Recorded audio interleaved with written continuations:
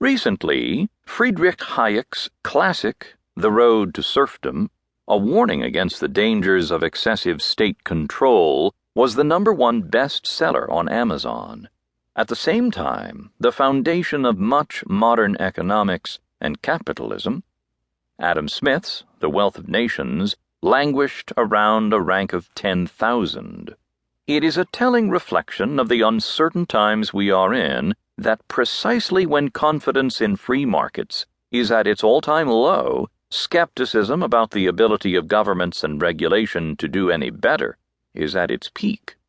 So it is no trivial task for the United States Congress and the Obama administration to enact the Dodd-Frank Wall Street Reform and Consumer Protection Act of 2010 and convince a skeptical public that financial stability will be restored in the near future. The act is widely described as the most ambitious and far-reaching overhaul of financial regulation since the 1930s. Together with other regulatory reforms introduced by the Securities and Exchange Commission, SEC, the Federal Reserve, the Fed, and other regulators in the United States and Europe, it is going to alter the structure of financial markets in profound ways. In this prologue, we provide our overall assessment of the Act in 3 different ways. From first principles in terms of how economic theory suggests we should regulate the financial sector, in a comparative manner relating the proposed reforms to those that were undertaken in the 1930s following the Great Depression, and finally, how the proposed reforms would have fared in preventing and dealing with the crisis of 2007 to 2009 had they been in place at the time. The backdrop for the Dodd-Frank Act of 2010. The backdrop for the Act is now well understood but worth an encore. When a large part of the financial sector is funded with fragile short-term debt and is hit by a common shock to its long-term assets, there can be en masse failures of financial firms and disruption of intermediation to households and corporations. Having witnessed such financial panics from the 1850s until the Great Depression, Senator Carter Glass and Congressman Henry Stegall pushed through the so-called Glass-Stegall provisions of the Banking Act of 1933.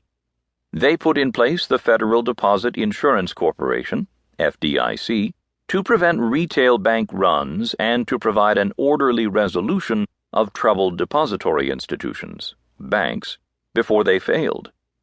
To guard against the risk that banks might speculate at the expense of the FDIC, they ring-fenced depository banks' permissible activities to commercial lending and trading in government bonds and general obligation municipals, requiring the riskier capital markets activity to be spun off into investment banks. At the time it was legislated, and for several decades thereafter, the Banking Act of 1933 reflected in some measure a sound economic approach to regulation in case of market failure.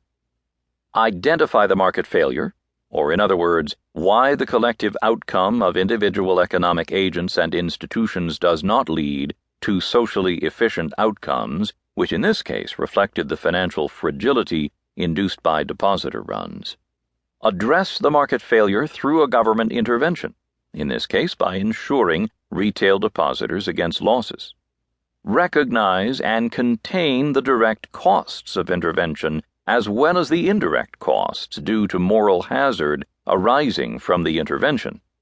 By charging banks upfront premiums for deposit insurance, restricting them from riskier and more cyclical investment banking activities, and, through subsequent enhancements, requiring that troubled banks face a prompt corrective action that would bring about their orderly resolution at an early stage of their distress.